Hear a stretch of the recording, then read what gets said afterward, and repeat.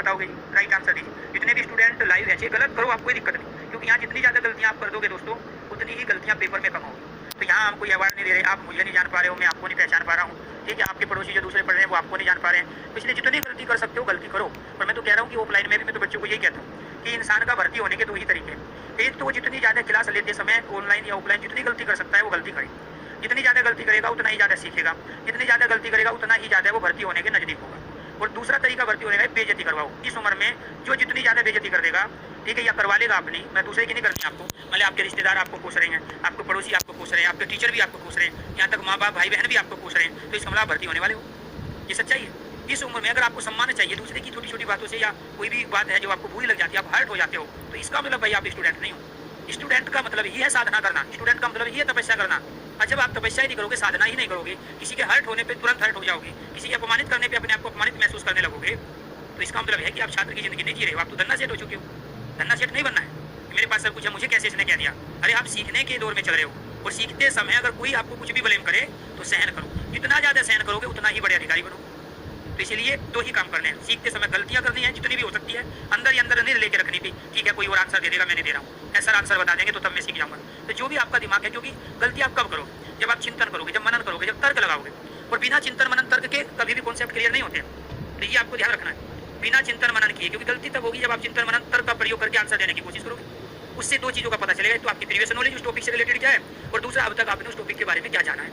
और जब ये गलती हो जाएगा तो फिर आप उसमें करेक्शन करोगे, सुधार करोगे, और दोबारा से वो गलतियां जिंदगी में कभी नहीं करोगे। और दूसरा जो कह रहा हूँ कि स्टूडेंट का मतलब है साधना करना, तपस्या करना। और वो साधना तपस्या जंगलों में जाके पेड़ के नीचे बैठ के नहीं होगी। वो साधना इसी समाज में रह के जहाँ हम जी रहे हैं, तमाम लोगों की अपने प्रति जो भावनाएं हैं वो अच्छी और बुरी, उन सबको सहज भाव से ले लेना है। उसका रीजन क्या है? क्योंकि स्टूडेंट लाइफ में अगर आपको छोटी छोटी बातों से तनाव हो रहा है तो आप कभी भी पढ़ाई नहीं कर पाओगे, कभी भी अच्छे पद को नहीं ले पाओगे। इसलिए कोई रिश्तेदार पड़ोसी आपको कह रहा है कि आपकी नौकरी लगी, इतने साल हो गए आपको तैयारी करते हुए, तो नहीं है ना, सुना कर दो, ठीक है जी, अलग ही हो गया, देखेंगे भगवान भरोसे हैं, हम अपना काम मेहनत करने का, मेहनत में कसर नहीं छोड़ेंगे। बहुत सारे परिवार में होते हैं छोड़ो बस करो, 3-4 एग्जाम दे लिया आपका नहीं हुआ।